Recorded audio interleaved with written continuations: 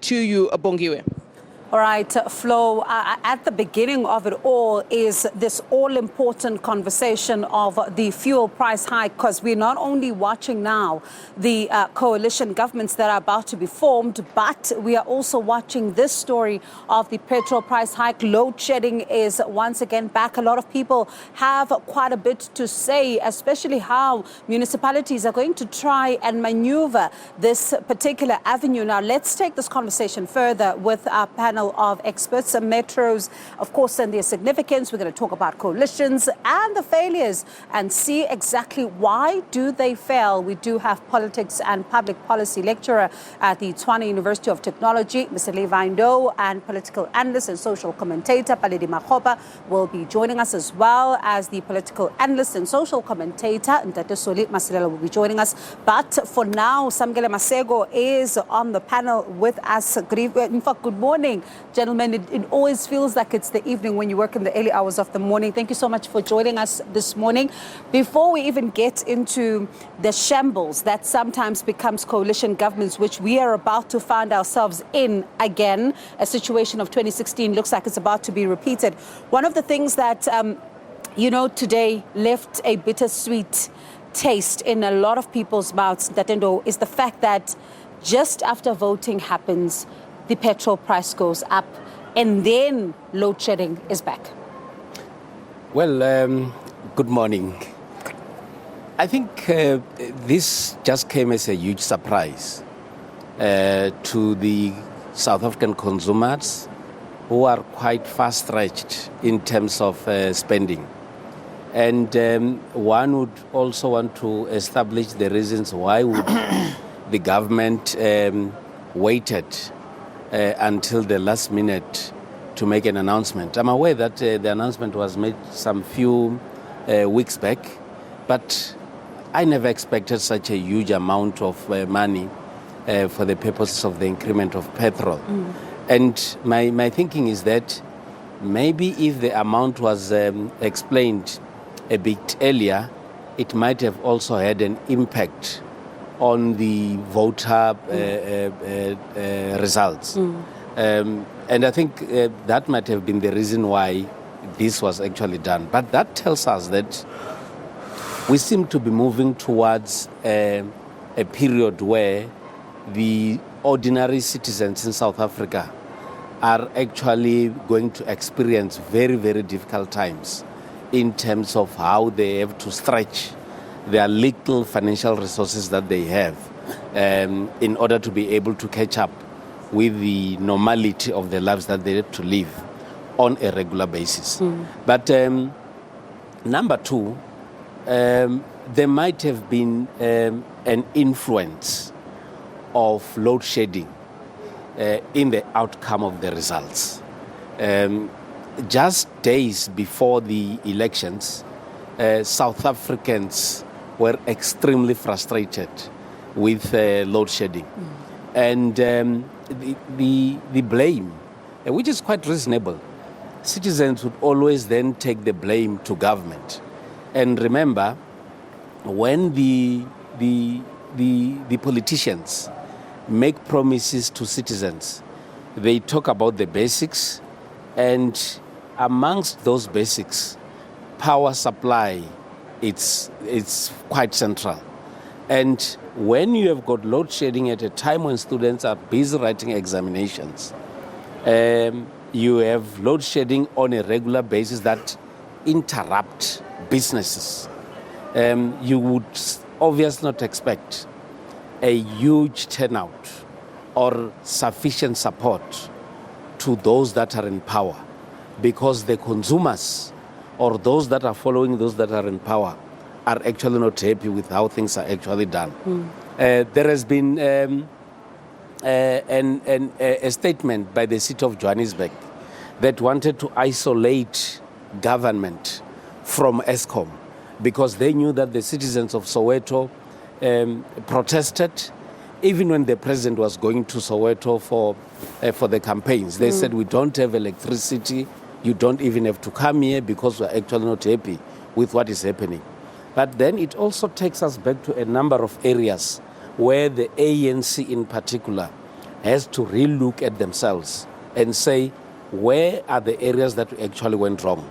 And it actually talks to how decisive government is when it comes to the SOEs, which might still be a debatable issue, but the ANC has to relook at how they actually deal with their deployment policy, so that the ordinary citizens must, at the end of the day, say, we have got SOEs that are working efficiently in order to provide service. And unfortunately, that is not the case. And, you know, when one really looks at this price hike, 1 rand 21 a litre, diesel 1 rand 48 cents per litre, illuminating paraffin 1 rand 45 cents per litre. Samkele, one of the things that, you know, we always look at when it comes to the price of petrol, we think about the pressure that motorists are going to find themselves under at the pumps. But one of the very important conversations to have around the price hike, especially of fuel, is the fact that it's going to have a ripple effect, even on things like food, even on the poor who are going to be finding themselves trying to buy illuminating paraffin, and the price has gone up. Whatever happened to the panel that was chaired by the former Minister of Energy, Jeff Radebe? The President, in my little knowledge, at some point instituted a panel after South Africans raised issues on the huge price increase on the price of fuel, and then he set up that particular panel to be then headed by Jeff Radebe. But we never received a report from that particular panel. There are so many panels that have been set up and task teams without fruitful reports coming through that will cushion the poor. That particular panel was set up to cushion the poor from the fuel price increases, which we're gradually seeing every other quarter in the country. So it essentially tells you that not much has been done since that particular panel has been set up, though no report has been brought forth, and it also further fuels the socio-economic inequalities and divide that are there in the country. As you are saying, it has a ripple effect. If petrol goes up, diesel goes up, it will have a ripple effect on other sectors that will also increase the cost of living for the already overburdened poor and overburdened middle class, which will further intensify the disgruntlement that many South Africans are having against the government of the day. Now, Samkele, one of the things that, you know, when we bring it back now to coalition governments, and we've been seeing the predictions that, you know, have been put out there, the CSIR putting the predictions, looking at a metro like Tshwane, for example, where the ANC is in trouble. In Johannesburg, it's in trouble. So you can see that we are back in the situation of 2016. Do coalitions give us a sense or a signal that, you know, the dominance of one party, those days have come and gone? The era of hegemonic politics is over in South Africa.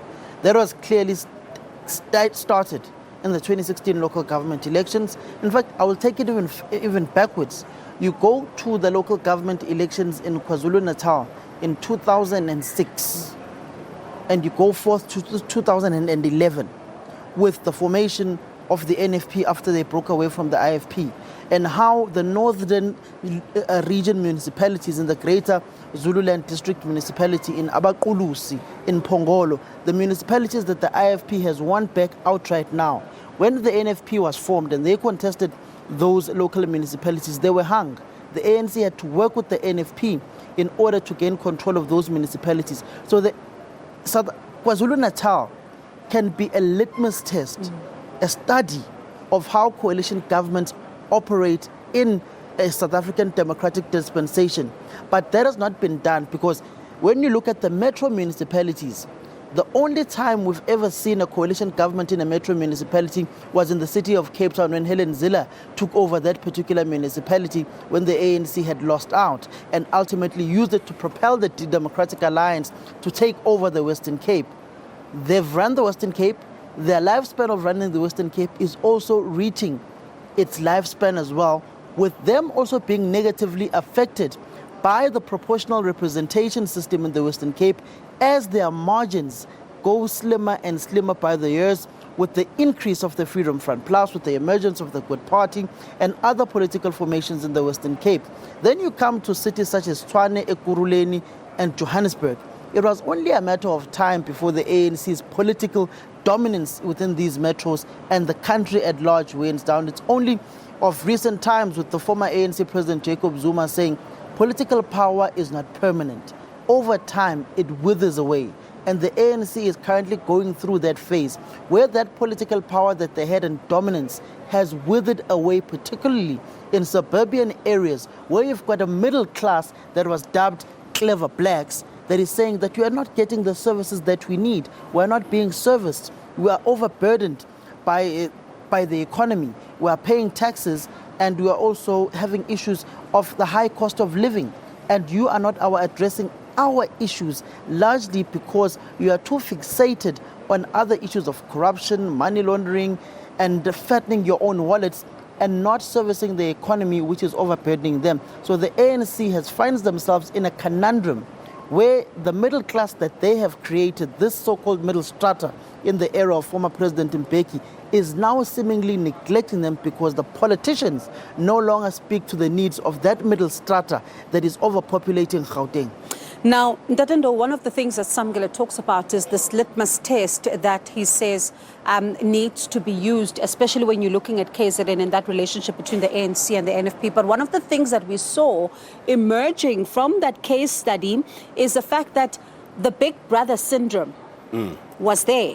Yes. And it then led to a number of people saying that, in fact, the ANC swallowed the little power that the NFP would have had, and thus led to even its further disintegration, leading to the politics that subsequently saw it not enter the political race in 2016 when it comes to the municipal elections, and now they're trying to reclaim lost ground. How then do you read these coalitions of this big brother syndrome that we also heard the FF Plus talk about when it comes to the city of Tshwane? Well, I think what we need to consider as well, Bongi, is that we don't have to ignore the fact that when political parties are contesting, there would be a percentage that political party A would actually get in order to be able to form a coalition.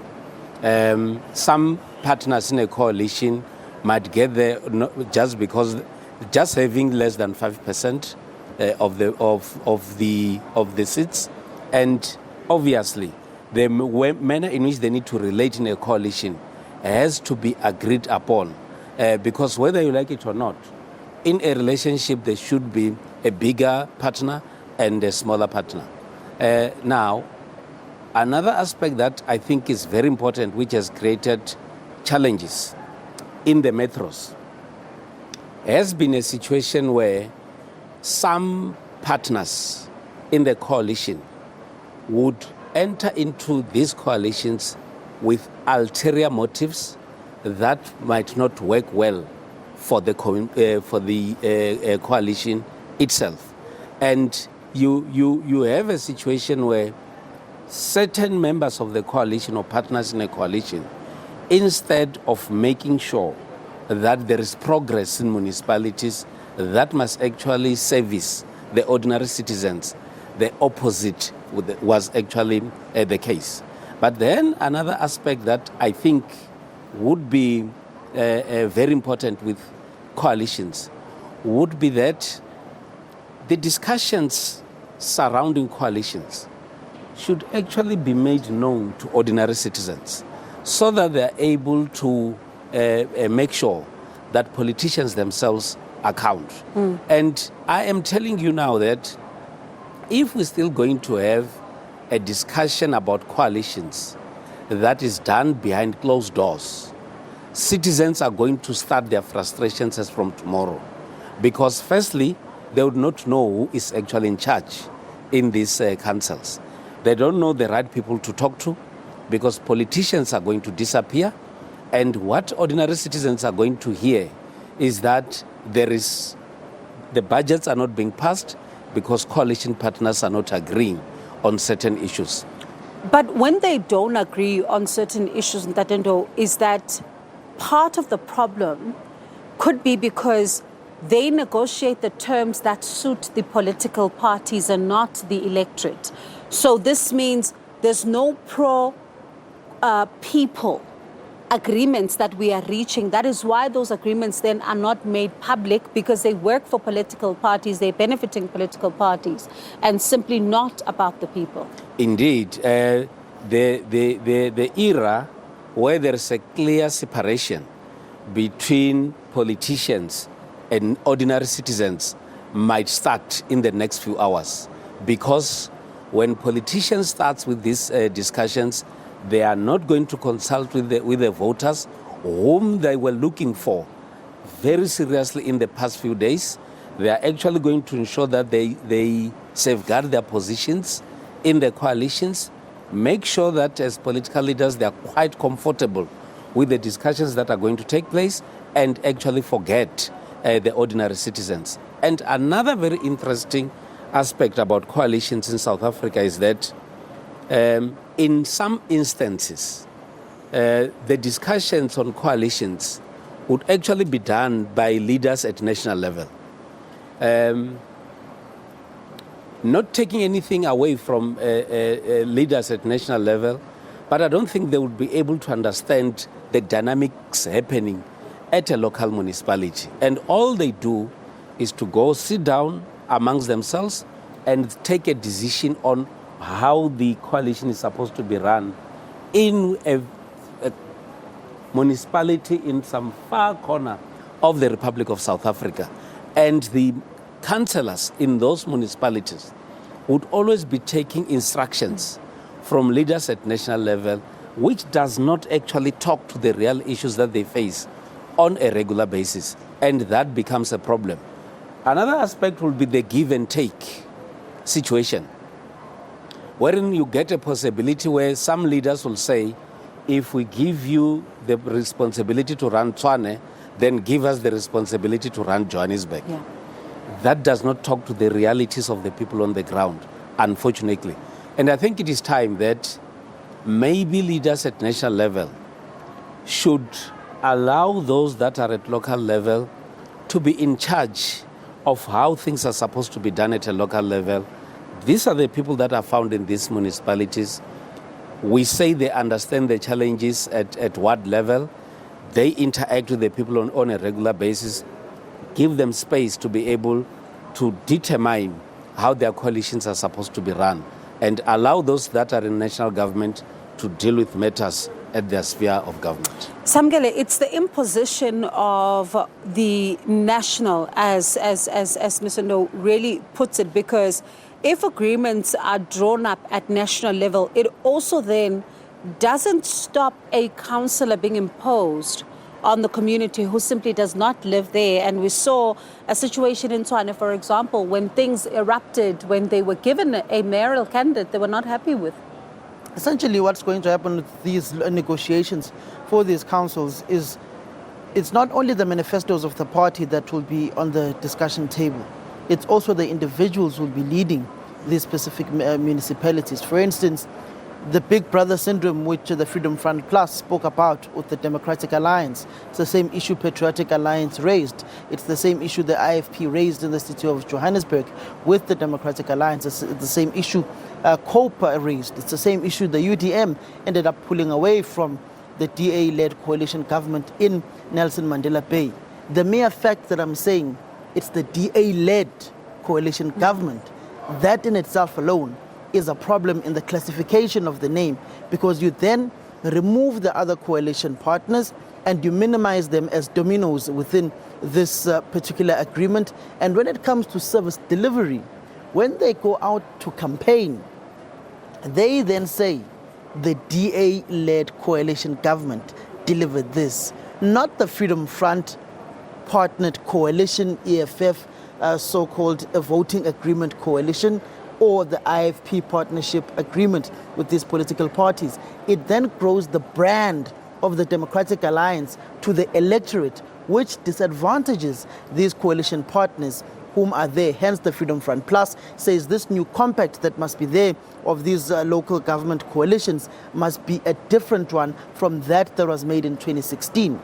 Now the conundrum is, the Freedom Front Plus, the DA, have both thrown the EFF to the curbs, saying they don't want them in any coalition talks, which minimizes the pool of political parties that these formations, the both of them, can discuss with. We've heard the leader of the DA, John Steenhuisen, saying that their councils and leaders at regional level can now begin discussions with the ANC, with the Freedom Front Plus, and other political formations. Herman Mashaba, Action SA, has made it clear he's not willing to go into a coalition government with the ANC.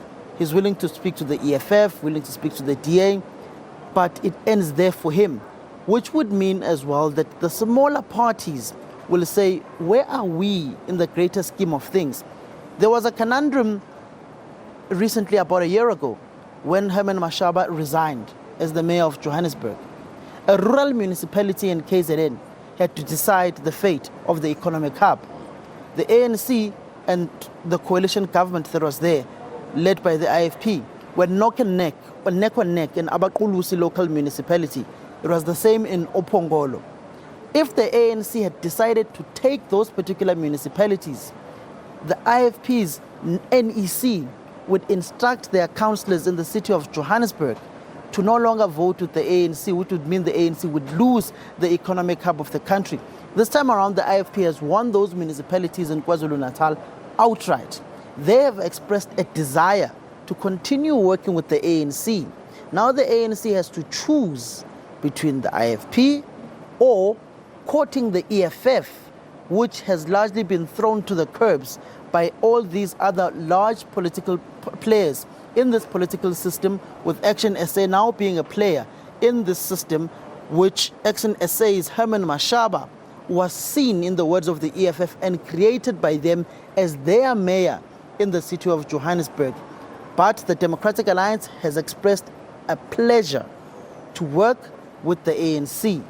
The ANC has not yet expressed itself on who they would work with. I know they've got a top 6 meeting in the early hours of this morning, which will ultimately culminate in a press briefing to be held later on by their Treasurer General and Deputy Secretary General. I would also assume their National Chairperson, Gwede Mantashe, will be part of it. And their president will also be speaking at the Nahau's first day of their conference in Birchwood Hotel, Boksburg, to speak on the issues of where the ANC finds itself now when it comes to coalition governments. But they've been very frank in saying, we can no longer work alone. We've got to go and court someone, and they're clear. Their NEC members are clear. They can't work with the EFF because the EFF have ridiculous demands. So the ANC as well is throwing the EFF to the curbs. So what does this then mean for the EFF? They were kingmakers in 2016. The entrance of Action SA has complicated things. The fact that now a lot more political parties are seemingly distancing themselves from this kingmaker in 2016. What does it mean for the EFF's position now when you're looking at the, its capabilities of being the kingmaker? Let's look at, in fact, these 3 metros here in Gauteng. Well, I think what is going to be at play would still be numbers. But if you look at, firstly, if we look at the performance of the EFF in these metros, I think it's something that they did not expect. I think the EFF should have done more or much better. And I think they should be disappointed with how they've actually performed. But I think it will also still require the better skills on the part of the EFF to be able to participate in one way or another in a coalition. The reason being that the EFF has seemingly enjoyed some form of attention and leadership in terms of running these coalitions. The EFF has boosted enough that as a coalition partner, they've actually delivered more on their promises. The EFF will boast that there are a lot of people that have been insourced in Johannesburg and in the city of Tshwane because of their own initiatives. But at the same time, the coalition partners are saying, we agree that we've made to run these municipalities by the EFF, But the manner in which the EFF conducts itself and the demands that they always put on the table do not make their coalitions work. There were instances where a coalition partner in the city of Tshwane would boycott meetings, and that frustrated the coalition partner in terms of making sure that there's programs or certain programs of the municipalities have to be implemented. But it then takes us back to smaller parties. That smaller parties, when we've got coalitions in a multi-party democracy, would then assume bigger responsibilities. Because whether you like it or not, if you have taken a smaller party to be part of a coalition, you are actually saying that you are this smaller party has a role to play in the decision making of the municipality. Because as a coalition partner, you would not be able to take decisions without a coalition partner. Now, the interesting thing for me now is the emergence of Action SA. And I don't think it will be the right move for Action SA to be sidelined in the coalition. Looking at the experience that Herman Mashaba has in terms of running the city of Johannesburg, he has got a very good track record. His fight against corruption is quite very clear. And if some of the parties, I think they might then be forced to persuade Herman Mashaba to be able to work with him. But very importantly, guidelines and agreements are supposed to be crafted in a manner that all coalition partners would end up saying that our interests are going to be served, but in the main, the interests of ordinary citizens are supposed to be served. Now, Samkele, when one looks at, someone like Herman Mashaba, the presence of Action SA, it does look like, if we take the city of Johannesburg, for example, nothing is going to happen without him being at the table to even agree with whatever needs to happen. But I'm looking at some of his options that are available in terms of parties that he can work with. Action SA has already made it clear they can't work with the ANC. Now, they potentially maybe might work with the EFF as they've done, before, even before he was Action SA, working under the DA. When you look at the possibility of him collaborating with the DA, does it exist? Especially because this is a political party. When he quit as its mayor, he said it does not serve its purpose anymore, and it's not the same vehicle that can be used to advance the needs of the people of Johannesburg. Let's broaden the debate and take it forward. Action SA, where is their constituency?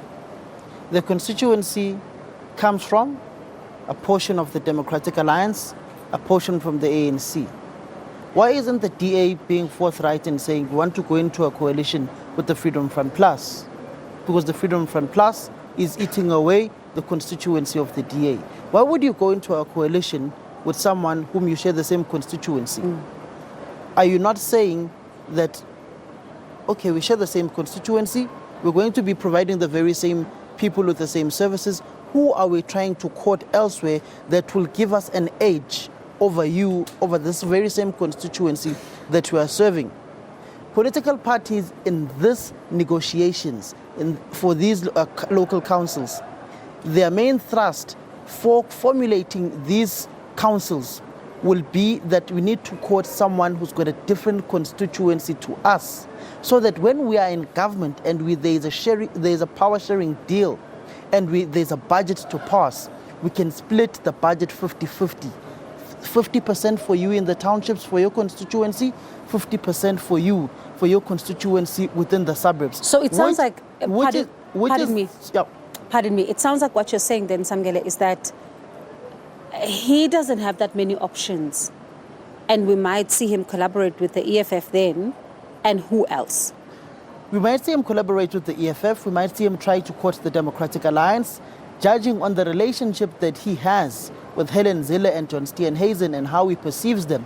It would be curious to see the type of demands he puts on the table for the Democratic Alliance, and if the Democratic Alliance is willing to accede to those demands of Herman Mashaba and the EFF. Mind you, if Herman Mashaba says he's working with the EFF, he's working with the DA, can the EFF be able to collaborate in that signed compact of that coalition government with the Democratic Alliance, which has said we're not willing to work with the EFF, with the Freedom Front Plus, which has said we're not willing to work with the EFF? We're essentially seeing a possibility of hung councils, of minority governments. If we don't see minority governments, we are going to see by-elections within these hung municipalities, which the EFF has said we're willing to go to by-elections, by the way. They've been very clear on that issue, even in 2016. One doubts if the ANC would want to go to a by-election, particularly knowing the power crisis in Soweto and how they've dismally failed to provide services. They themselves, mind you, without having a foresight, the issues of electricity problems in Soweto were not during their era. The ANC was out of power in 2016. When, after that, people of Shawelo started having electricity problems over unpaid bills with Eskom. They had resolved them in the era of Parkstow. When areas transformers started blowing up, it happened in the era of Herman Mashaba. But because they were overzealous and were out of power in 2016 and wanted access to the resources of the city of Johannesburg, they jumped into a municipality and inherited problems that were there in the administration of Herman Mashaba, despite him chasing the criminals, in his view, that had been running the city of Johannesburg. So the ANC inherited the issues of transformers blowing up in areas such as Ivory Park, Tembisa, areas such as Orange Farm, and Winnie Mandela Informal Settlement in Soweto, areas such as Shawelo, from the Herman Mashaba-led DA coalition, because of the huge migration that had taken place in Gauteng and in particular in townships across this particular province. I wonder then, when you look at these different ideologies, because one of the things that is going to be critical here is to see whose ideologies get to trump whose, because others are coming from a open the borders, let's have one Africa. Others are saying no, undocumented people shouldn't be here. So these are some of the things that they're going to be battling with, especially when you're looking at a city like Johannesburg with rapid migration. Now, shouldn't these agreements come with at least a framework of how they resolve the deadlocks? Because from what I'm listening to both of you say, there's going to be a lot of locking of horns, but how they're going to resolve this may just affect governance and see people not show up for council sittings.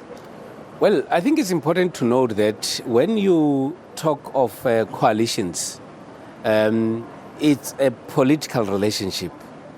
And in a situation where you're supposed to have this kind of relationship, whether you like it or not, you need to compromise in some of the principles. And that is where openness, transparency, and accountability comes in. If ordinary citizens do not know your areas or the areas where you have compromised, or they don't know the details of an agreement of a coalition, it creates problems, because coalition partners might then decide to defy the agreement that is there in the coalition. Hence, it's also important that these coalitions that we have now in South Africa or in the future, they have to be regulated so that we need to know what is it that is supposed to be done and not to be done in a coalition. And I'm going to ask us to pause just for a second, because I want us to talk about exactly what you've just touched on, the core issues, the regulations, and how things unfold going forward. But let's then go to my colleague, Olisi Masango, who is standing by with our research department. Olisi.